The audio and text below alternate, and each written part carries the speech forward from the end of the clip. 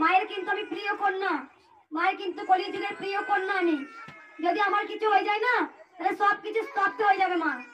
ওই যে ঘরে বসে নাম জপ করি যে উপকার পাচ্ছ না, মা যদি নিয়ে নেয় আমাকে সব চলে যাবে জানবে। দিদি, বর্ধমানের কৃষ্ণকালী মাতা, এখানে যে মহিলা তার নাম হচ্ছে মঙ্গলা লক্ষণ। ইনি নিজেকে কালী মানে কৃষ্ণকালী মা দাবি করে বিভিন্ন মানুষকে হাতে ত্রিশূল ছুঁয়ে আপনার নানান রকম কথা বলছে। ক্যান্সার ভালো করে দিয়েছে, বোবা মানুষের কথা বলিয়ে দিয়েছে, পা বেঁকে গেছে তার সোজা করে দিয়েছে, সব রোগ নাকি ওনার ওই ভেলকি ত্রিশূলের ভেলকিতে নাকি কাজ হয়। তো আপনাকে তো দেখলাম যে আপনি ওই কৃষ্ণকালী মায়ের সঙ্গে আপনার একটা ছবি দেখলাম, আপনি ওখানে গেছিলেন, কি আপনি কি পেলেন বা কি হয় ওখানে?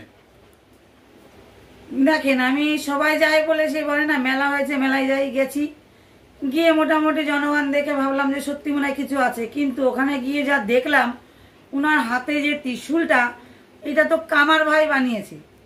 ওটা তো নট ওনাকে বা কৃষ্ণ দিয়েছে বা কালীমা দিয়েছে বা শিব দিয়েছে, কিছুই দেখলাম না। যদি তাই হয়, ভগবান ত্রিশূল দিলে স্বপ্নের মাধ্যমে দিয়ে যায়, ছোট এত বড় একটা কাঠির মতন 5 mm রড দিয়ে বানিয়ে বলে ত্রিশূল যদি ভালোই হতো, তাহলে এত MBA ডাক্তার, এত বড় বড় BBA ডাক্তার কিছুই থাকতেন না। যাই হোক, ওখানে যদি তাই হবে, তাহলে উনি কেন করছে? ত্রিশূলটা দিয়ে কানা ভালো হয়ে আছে, বোবা ভালো হয়ে আছে, ক্যান্সার ভালো হয়ে আছে, এগুলো কিছুই না। জাস্ট এগুলো কি বলবো, সেই মেলায় সবাই এসছে ঠাকুর দেখার মতন, সেরকমই কাজ হচ্ছে। আর দ্বিতীয়ত গেছিলাম আমার ব্যবসার আয় উন্নতিটা কম বলে আমি ব্যবসার জন্য গেছিলাম, যে দেখি ওখানে গেলে যদি আমার ব্যবসা। উনি বলেন যে আমি কারো থেকে পয়সা নেই না। তা আপনার কাছে দেখলাম যে ওনার, আপনি যেটা আমাদের দেখালেন, ওনার একটা ব্যাংকের বই দেখলাম, কৃষ্ণকালী মাতা মন্দির সমিতি, লক্ষ্মীনারায়ণ লক্ষ, নিছলাবাদ, পোস্ট অফিস, শ্রীপল্লী, বর্ধমান সদর, মঙ্গলা লক্ষণ। এই একটা আপনার কাছে দেখলাম ওনার একটা ব্যাংকের বই। এটা কিভাবে আপনার কাছে আসলো? আপনারা দেখছেন আদর্শ তিতুমির পত্রিকার সঙ্গে রয়েছি আমি ধৃতরাষ্ট্র। আজকে আপনাদেরকে দেখাবো ভূতের মুখে রাম নাম।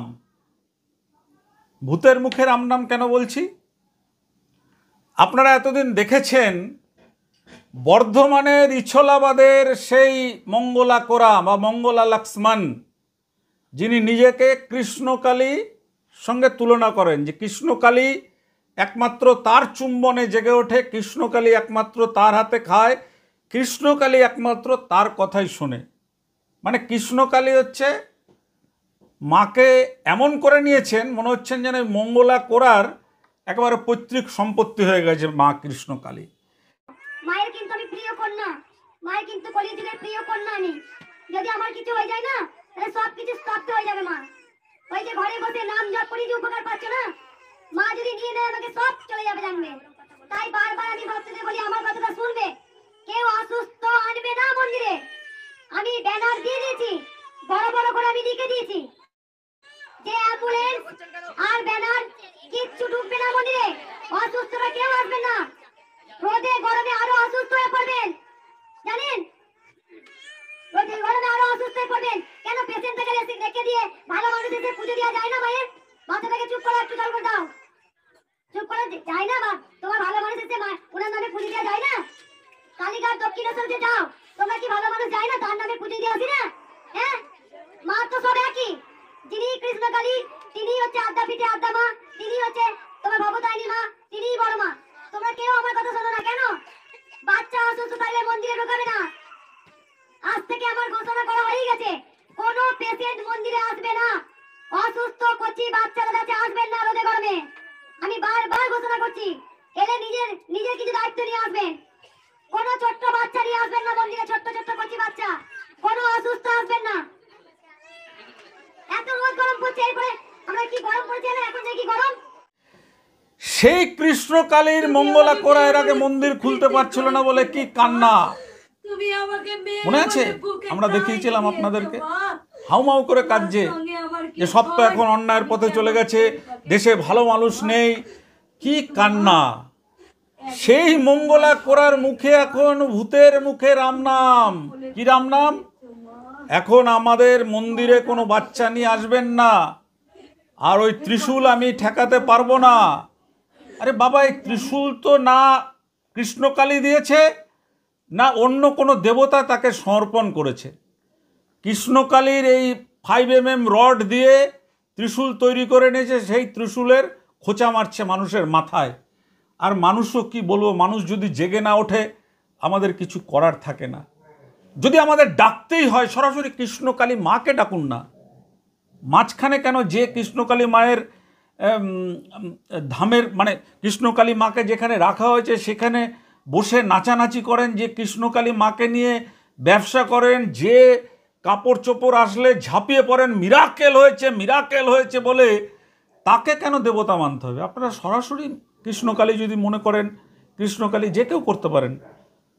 কিন্তু আমাদের প্রশ্ন এখানে একটা, যে ঠেলার নাম বাবাজি, বাচ্চা নিয়ে আসবেন না কেন? এখন বাচ্চা নিয়ে আসবেন না কেন বলছেন? এতদিন তো আপনি বাচ্চাদের মুখ না ঢেকেই ছবি দেখিয়ে বলতেন যে এর 2টো কিডনি খারাপ হয়ে গেছিলো, ভালো করে দিয়েছি। এই বাচ্চাটা কথা বলতে পারতো না, তাকে কথা বলা শিখিয়েছি। এ হাঁটতে পারতো না, তাকে হাঁটা শিখিয়েছি। কৃষ্ণকালী আমি ত্রিশূল ছুঁয়ে, আপনার ত্রিশূলের ভেলকি এখন শেষ। আসল কথাটা বলুন, কেন আপনি এখন এই আর আসতে চাইছেন না? আপনার শরীর খারাপ হয়ে গেছে বলছেন। মায়ের জয়। আমি জানি এখানে লাখো লাখো ভক্ত আছেন, উপকার পেয়ে আছেন। আমি জানি কাল থেকে ভক্ত দেখা বন্ধ। আমি বারবার অ্যানাউন্স করে দেবো, কাল থেকে ভক্ত দেখা বন্ধ। কাল থেকে আমি ভক্ত দেখবো না, যার যার উপকার হবে ঘরে বসে নাম জপ করবেন। মায়ের মন্দির হওয়ার পর তারপর ভক্তরা আসবেন। কাল থেকে ভক্ত দেখবো না, আমি অসুস্থ হয়ে পড়ছি। শরীর খারাপ, যে কৃষ্ণকালী মায়ের মানে আশীর্বাদ নিয়ে কৃষ্ণকালী মাকে মুখে খাইয়ে দিচ্ছে, মা বলছে তুই খা, তার আবার শরীর খারাপ হয়ে যাবে। জয় কৃষ্ণকালী মায়ের জয়। প্রতি অমাবস্যায় মা আমার কাছে পায়েস খেতে চায়। আমি প্রতিদিন আমি মায়াকে পায়েস করে দিতে পারি না, তো আমি প্রতি অমাবস্যাতে মায়ের জন্য আমি পায়েস করি, আপনারা একটু দেখে নিন।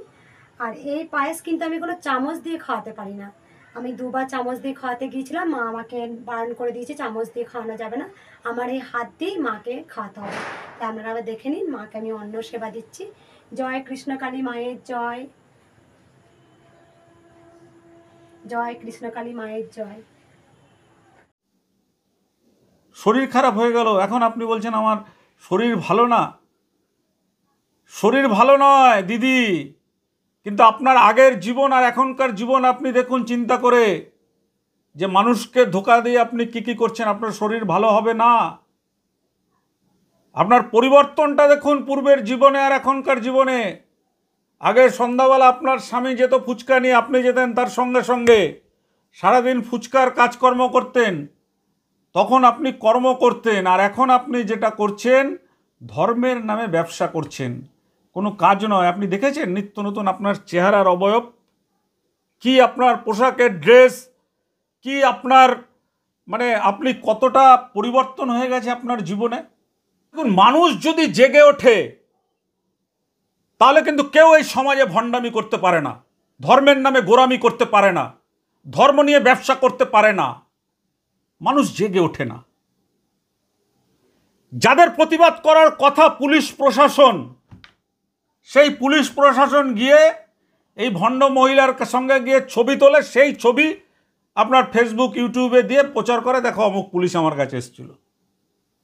আসলে তো পুলিশ যায় মাসিক মাসোয়ারা আনতে, মান্থলি আনতে, সেখান থেকে একটা ছবি তুলে সেই ছবিটাকে দিয়ে প্রচার করছে। এই যদি হয় অবস্থা আমাদের দেশের, আমাদের রাজ্যের, আমরা আগে বারবার আপনাদেরকে বলেছি যে এরপরে আমরা আপনাদেরকে দেখাবো যে পশ্চিমবাংলায় কতগুলো রাম রহিম লুকিয়ে আছে এবং কিভাবে ভগোয়া পরে মানে সাধকের পোশাক পরে কিভাবে সাধক সেজে একের পর এক মেয়েদেরকে ধর্ষণ করতে থাকে। আপনারা অনেকে বলবেন যে দেখুন এটাও কিন্তু আমরা মনে করি একটা ব্যাধি। যে ধর্ম নাম করবে, যে ধর্ম প্রচার করবে, তাকে জীবনে সব কিছু ত্যাগ বিসর্জন দিতে হবে, তাকে বেলপাতা খেয়ে আসরে নামতে হবে। এখানে আমরা দেখাবো আপনাদেরকে, পরের পর্বে আমরা আসছি। কিন্তু এই কৃষ্ণকালী এখন নিজের মুখে কেন বলছে যে এখানে তাকে আশ্রম করতে দেওয়া হচ্ছে না, কান্নাকাটি করছে, এই করছে সেই করছে? আসলে তিনি যা করেছেন তা প্রচণ্ড অন্যায় কাজ করেছেন, এবং এই অন্যায়ের কঠোর শাস্তি তাকে পেতেই হবে বলে আমরা কিন্তু খুব একেবারে জোরের সঙ্গে বলছি। আপনারা দেখুন আজকের সেই খবর।